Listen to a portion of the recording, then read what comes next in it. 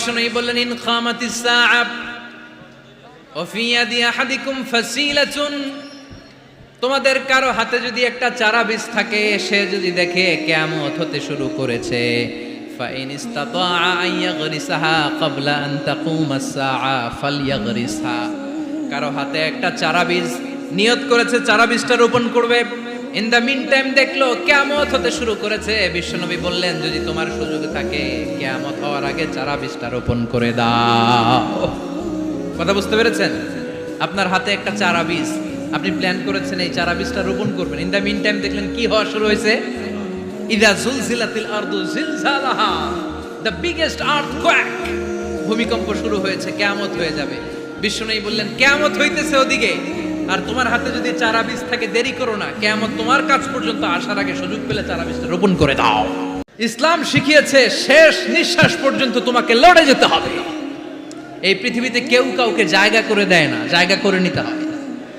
এই পৃথিবীটা, the life is not a bed of roses, এটা ফুল বিছানো কোনো ফুল সজ্জা নয়, এটা কণ্টকাকীর্ণ। কেউ আপনার স্পেস করে দিবে না, কেউ আপনাকে সুযোগ করে দিবে না, কেউ আপনার জায়গা করে দিবে না, বরং আপনি জায়গা করে নিলে টাইনা নিচে নামাবে।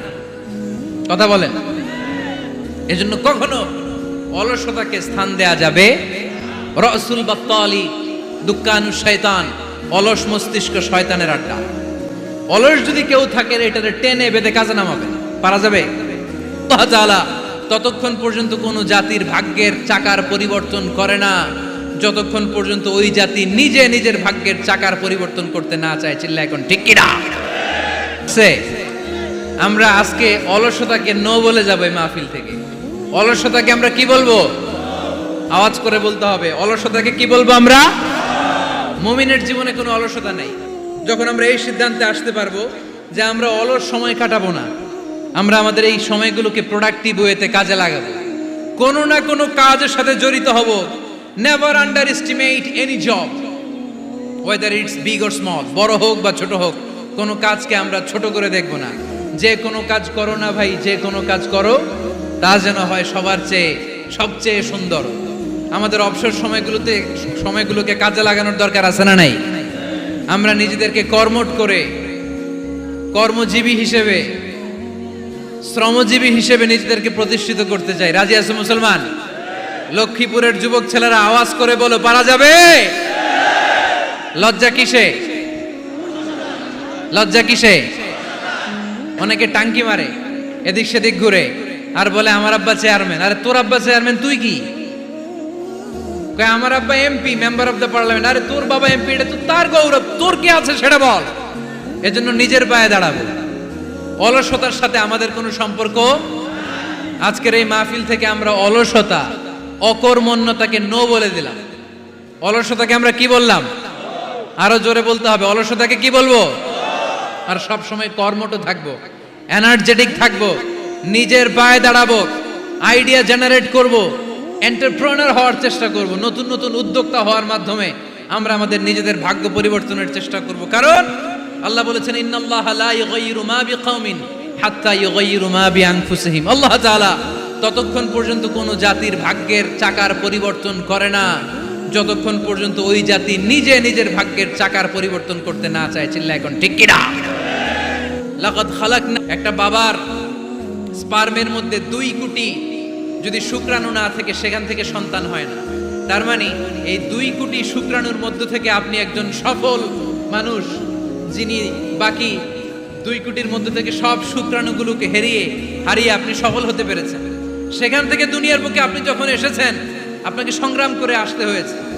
যারা সিজারের মাধ্যমে পৃথিবীতে আসে তাদের এই সংগ্রামটা থাকে না, কিন্তু যারা নর্মাল প্রসেসে পৃথিবীতে আসে তাদের প্রচন্ড সংগ্রাম করে, প্রচন্ড চাপা খেয়ে পৃথিবীতে আসতে হয়। ঠিক কিনা? কারণ আমাদের সাইজ ছিল অনেক বড়। আমাদের মায়ের যে অঙ্গটা দিয়ে আমরা পৃথিবীতে আসব, ওই জায়গাটা ছিল খুবই সরু। আমাকে সংগ্রাম করে, আমাকে যুদ্ধ করে, আমার নিজের অস্তিত্বের প্রমাণ দিয়ে চিৎকার মেরে এই পৃথিবীতে আসতে হয়েছে। চিল্লায় বলো ঠিক কিনা? এজন্য এই পৃথিবীর বুকে আমরা যতদিন থাকবো সংগ্রাম করে বাঁচতে হবে। ঠিক কিনা? পরিশ্রমে লজ্জা আছে? লজ্জা কিসে?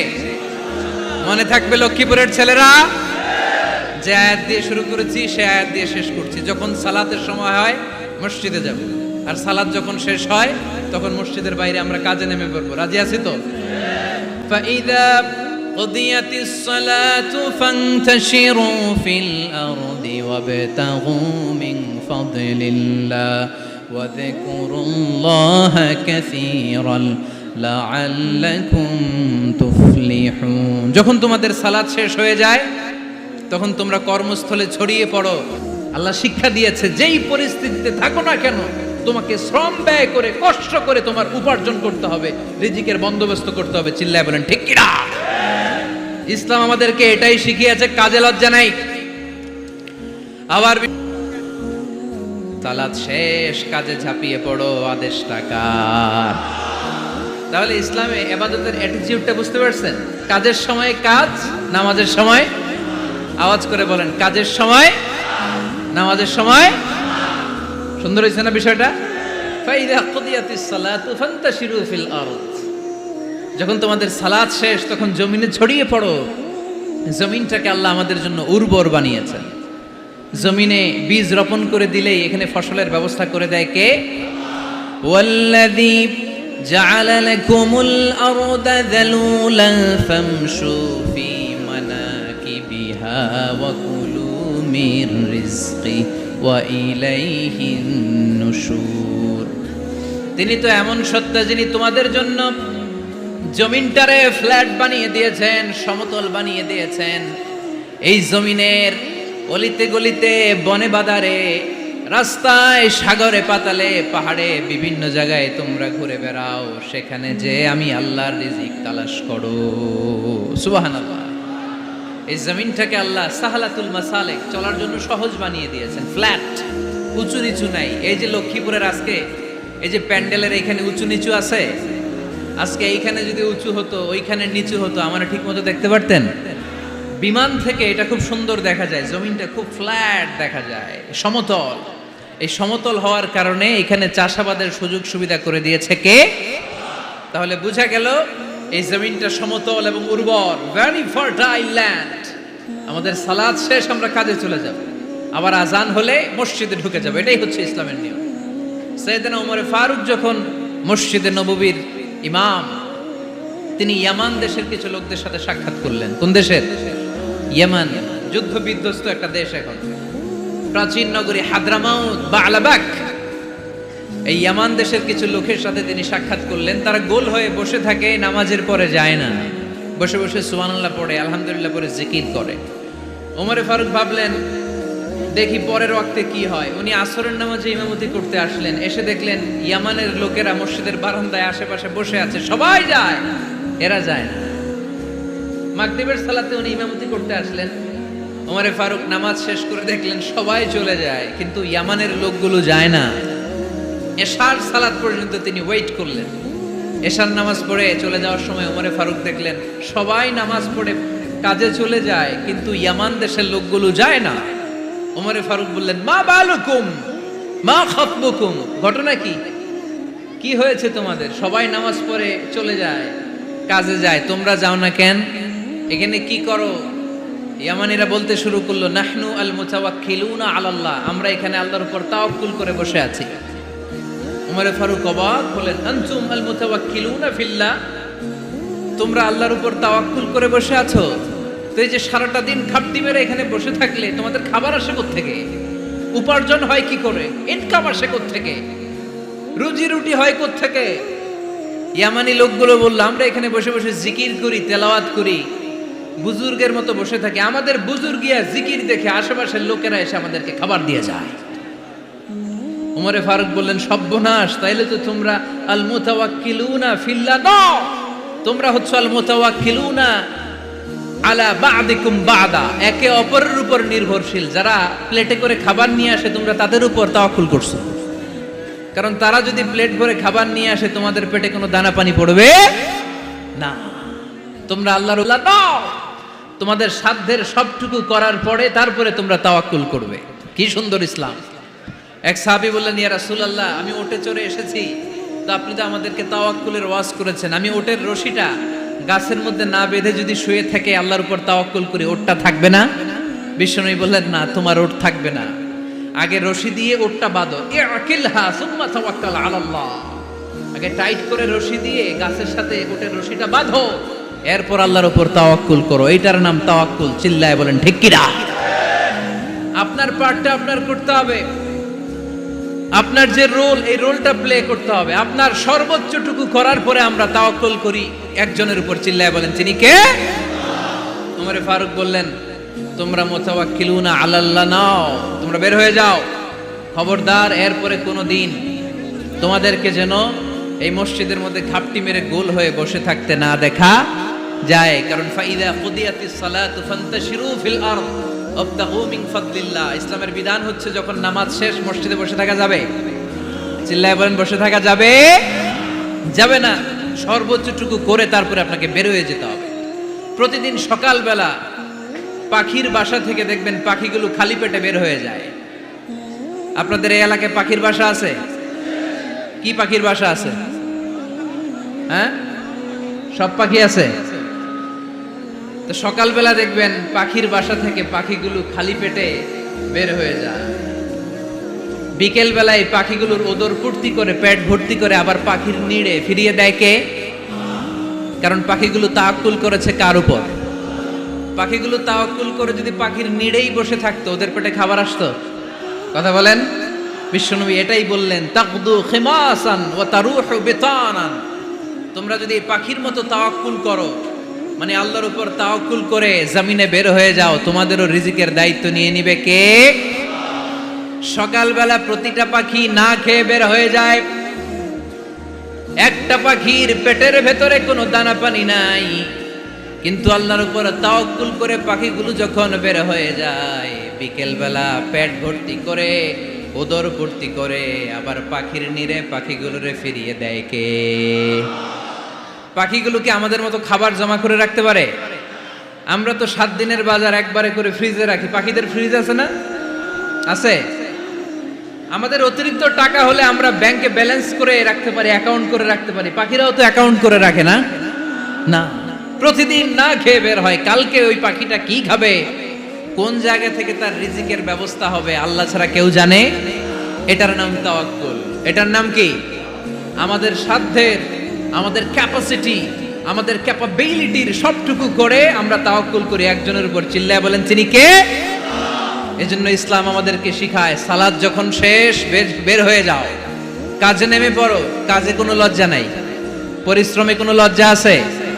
যিনি রিক্সা চালায় এতে তার কোনো লজ্জা আছে? দিনমজুর, কুলি, ঠেলা গাড়ি চালায়, ছোট্ট ব্যবসা করে, এতে কোনো লজ্জা আছে? লজ্জা নাই। খেয়াল রাখবেন, লজ্জা হচ্ছে অলসতায়। লজ্জা কিসে? বিষ্ণু ঈসা ইসলাম বলেছেন, মা আকালা আহাদুন তুআমান কাত্তু খায়রুম মিন আইয়াকুলা মিন আমালি ইয়াদি। নিজ হাতে উপার্জিত খাবারের চেয়ে, অর্থের চেয়ে শ্রেষ্ঠ খাবার পৃথিবীর কোনো মানুষ কোনোদিন ভক্ষণ করে নাই। চিল্লায় কোন সুবহানাল্লাহ। শ্রেষ্ঠতম খাবার নিজ হাতে উপার্জিত খাবার। ঘাম জড়িয়ে যে অর্থ উপার্জন করা হয়, যে ইনকাম করা হয়, এটা হালাল। আর হালাল খেয়ে দোয়া করলে কবুল করে কে? এজন্য খেটে খাওয়া মানুষ, শ্রমজীবী মানুষ আর মেহনতি মানুষদেরকে বিশ্বনবী খুব ভালোবাসতেন। তারা বিশ্বনবীর বন্ধু আর বিশ্বনবী ছিল তাদের বন্ধু। সুবহানাল্লাহ পড়েন। এত ভালোবাসতেন বিশ্বনবী খেটে খাওয়ার মেহনতি মানুষদেরকে। সব সময় বিষ্ণু ইসলাম তাদের জন্য দোয়া করতেন। এজন্য যারা খেটে খায় তারা কপালওয়ালা, তারা মুস্তাজাবুদ দাওয়া। তারা কি? মুস্তাজাবুদ দাওয়া মানে এমন ব্যক্তি যে ব্যক্তি দোয়া করতে দেরি হয় কিন্তু দোয়া কবুল হতে দেরি হয় না। আপনারা এখানে ব্যবসা করেন কে কে? দেখি তো, হাত তোলেন তো। ব্যবসা, মাশাআল্লাহ, অনেক ব্যবসায়ী আছে তো দেখি। আচ্ছা, হাত নামান। চাকরি করেন কে কে? চাকরি, চাকরিও তো অনেক করে দেখি, হাত নামান। প্রবাসী, ছুটিতে দেশে আসছেন। হুজুর আমি আছি, কই? আপনি দেখতে আসছেন? মাশাআল্লাহ। কোন দেশে থাকেন? সৌদি আরব। আলহামদুলিল্লাহ। সৌদিতে ভাল লাগে নাকি সৌদি স্বপ্নের দেশ, খাটতে খাটতে জীবন শেষ? ইনশাআল্লাহ। আচ্ছা, ইউনিভার্সিটির স্টুডেন্ট আছো কারা কারা দেখি? মাশাআল্লাহ, হাত নামাও। ক্লাস 5 থেকে ইন্টারমিডিয়েট পর্যন্ত পড়াশোনা করতেছো অথবা দাখিল আলিম পর্যন্ত, কারা কারা দেখি? মাশাআল্লাহ, হাত নামাও, হাত নামাও। একবারও যারা হাত তোলেন না এবার তারা হাত তোলেন। আন্নেরা কি করেন? হ্যাঁ, বেকার।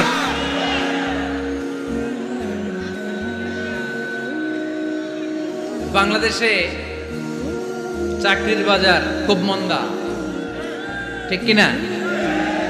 বাংলাদেশ ইন্ডিয়াতে চাকরি পেতে অনেক কষ্ট। সামান্য একটা পদের জন্য যেখানে চেয়েছে ক্লাস 8 পাস, এখানে ডবল মাস্টার ডিগ্রি অ্যাপ্লাই করছে কয়েক লক্ষ। এজন্য আমাদেরকে উদ্যোক্তা হতে হবে। You have to be the entrepreneur. আমাদের উদ্যোক্তা দরকার, বেশি বেশি নতুন নতুন উদ্যোক্তা। নিজেই এমন আইডিয়া নিয়ে আসবে যেই আইডিয়া বিক্রি করে দুর্দান্ত আইডিয়া দিয়ে তুমি পুরো দেশ কাঁপিয়ে দিতে পারো। পারা যাবে না লক্ষ্মীপুরের ছেলেরা? আইডিয়ার অনেক দাম। You have to generate new ideas. নতুন নতুন আইডিয়া এনে মানুষ গোটা বিশ্বকে তাক লাগিয়ে দিচ্ছে।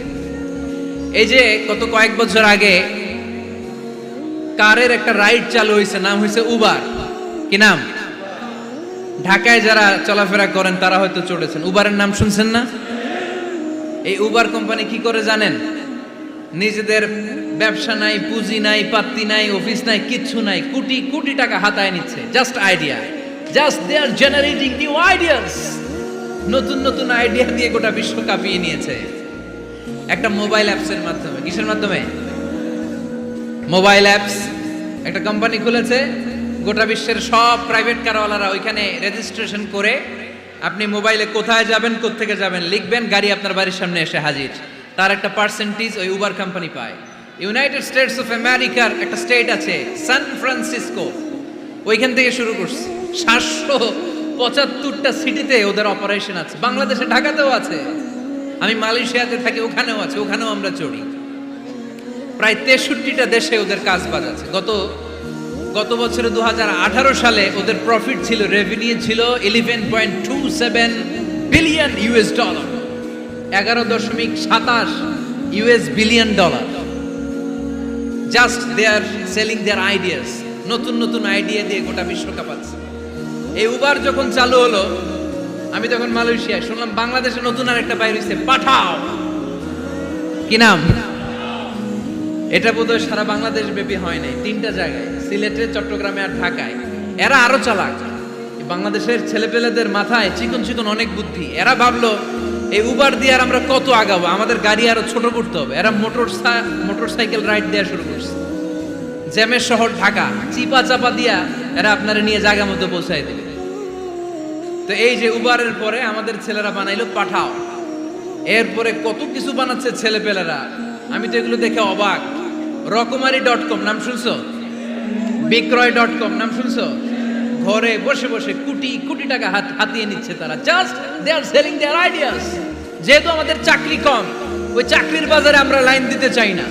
আমাদের মেধাকে খাটিয়ে খাটিয়ে আমরা নতুন তরুণ উদ্যোক্তা বানাতে চাই। চিল্লায় বলো ঠিক কিনা? উদ্যোক্তা যত বাড়বে ততই দেশের কল্যাণ হবে। মানুষ তাদের আইডিয়াকে কাজে লাগিয়ে গোটা বিশ্বকে তাক লাগিয়ে দিচ্ছে। আমরা আমাদের সমতল ভূমিতে চাষ করতে চাই না। মালয়েশিয়াতে একটা এলাকা আছে ক্যামেরুন হাইল্যান্ড, ওরা পাহাড়ের মধ্যে চাষাবাদ করে গোটা মালয়েশিয়ার খাদ্যদ্রব্যের অভাবকে মুক্ত করে দিয়েছে। পাহাড়ের মধ্যে ওখানে ফুলের বাগান, ক্যামেরুন হাইল্যান্ড প্রায় 6000 ফিট উঁচু, প্রচন্ড ঠান্ডা। এই ঠান্ডা পাহাড়ি হিল ট্রাক্স এরিয়াতে মালয়েশিয়ার এই ক্যামেরুন হাইল্যান্ডে ওখানে আছে ফুলের বাগান, আছে ফলের বাগান, আছে চায়ের বাগান, ওখানে মধুর চাষ হয়, ওখানে শাকসবজি চাষ হয়, ওখানে অনেক কিছু চাষাবাদ হয়। ওই ফলমূল শাকসবজি দিয়ে গোটা মালয়েশিয়ার 14টা স্টেটে যত শাক সবজি ফলমূল লাগবে ওরা আঞ্জাম দেয়। আর আমরা আমাদের সমতল ভূমিতে চাষ করতে চাই না। আমরা চাষাবাদকে খুব লজ্জা মনে করি। এটা ভুল আইডিয়া। আমাদের যে এলাকা যেই জিনিসের জন্য বিখ্যাত ওইটাকে আমাদের ব্র্যান্ডিং করতে হবে। লক্ষ্মীপুর কিসের জন্য বিখ্যাত? নারিকেল সুপারি।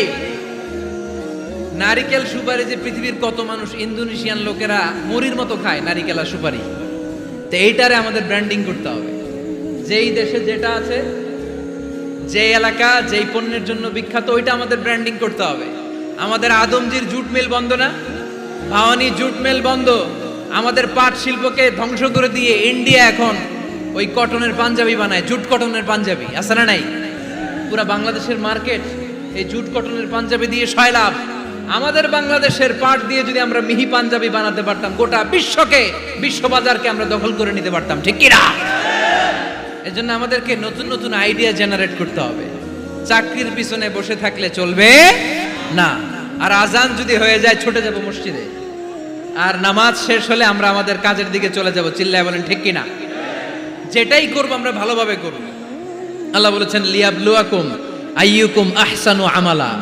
লক্ষ্মীপুরের ভাইয়েরা আওয়াজ করে উত্তর দেন, আওয়াজ করে উত্তর দিতে হবে।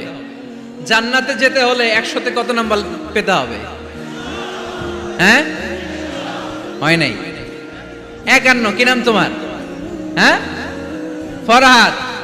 জান্নাতে যেতে হলে 100তে আমার দরকার 51। 100তে কত লাগবে? ফাআম্মা মান সাকুলাত মাওয়াজিনুহু ফাহুয়া ফি আইশাতির রাদিয়া। সেদিন মিজানের পাল্লা যার ভারী হয়ে যাবে সে আনন্দ উৎসবে থাকবে। তো মিজানের পাল্লা ভারী হওয়ার জন্য 100তে আমার কত পাওয়া লাগবে? কত পাওয়া লাগবে? 51 পেলেই হয়ে যাবে। এজন্য আল্লাহ বলছেন লিয়াবলুয়াকুম আইয়ুকুম আহসানু আমালা। যেটাই করবে ভালোভাবে করবে। আল্লাহ এটা পরীক্ষা করতে চান যে আমরা ভালোভাবে কে কতটুকু আমল করেছি। যারা আরবি বুঝেন আলেম ওলামা আপনারা জানেন, এখানে আল্লাহ বলেননি লিয়াবলুয়াকুম আইয়ুকুম আকসারু আমালা। আল্লাহ এটা দেখতে চান যে তোমাদের মধ্যে থেকে কে বেশি আমল করে। এটা বলছে আল্লাহ? বলে নাই। আল্লাহ বলেছে লিয়াবলুয়াকুম আইয়ুকুম আহসানু আমালা, যে ভালো করে করে। এজন্য আমরা যাই করি না কেন কি করে করব? আওয়াজ করে বলতে হবে। কেমন করে করব? যে কোনো কাজ করো না ভাই, যে কোনো কাজ করো তা যেন হয় সবার চেয়ে সবচেয়ে সুন্দর। পড়েন, যে কোনো কাজ করো না ভাই, যে কোনো কাজ করো তা যেন হয় সবার চেয়ে সবচেয়ে সুন্দর। পড়েন, যে কোনো কাজ করো না ভাই, যে কোনো কাজ করো তা যেন হয় সবার চেয়ে সবচেয়ে সুন্দর। হোক না সেটা পড়া লেখা, রঙের ভাষায় ছবি আঁকা। পড়েন, হোক না সেটা পড়া লেখা, রঙের ভাষায় ছবি আঁকা। হোক না সেটা সামান্য কাজ কিংবা মহত্তর, তা যেন হয় সবার চেয়ে সবচেয়ে সুন্দর। যে কোনো কাজ করো না ভাই, যে কোনো কাজ করো তা যেন হয় সবার চেয়ে সবচেয়ে সুন্দর। চিৎকার করে বলেন ঠিক কি না? আমরা যেটাই করি না কেন ওইটা ভালো করে করার দরকার আছে না নাই? এজন্য কাজে আর শ্রমে কোনো লজ্জা নাই। লজ্জা হচ্ছে অলসতায়। লজ্জা কিসে? অলসতায়। কাজ করে খেতাম, কাজে লজ্জা নেই, লজ্জা হচ্ছে অলসতায়। লজ্জা কিসে? আজকের আলোচনা থেকে এটা মুখস্থ করে নিতে হবে। কাজে লজ্জা নেই। লক্ষ্মীপুরের ইয়াংস্টারেরা শ্রমে লজ্জা নেই, পরিশ্রমে লজ্জা নেই, লজ্জা অলসতায়। লজ্জা কিসে? আরো জোরে। নবীরা কি এমনি এমনি বসে বসে খাইছে? কঠিন পরিস্থিতিতেও নবীরা পরিশ্রম করে উপার্জন করা লেগেছে, ঠিক কিনা?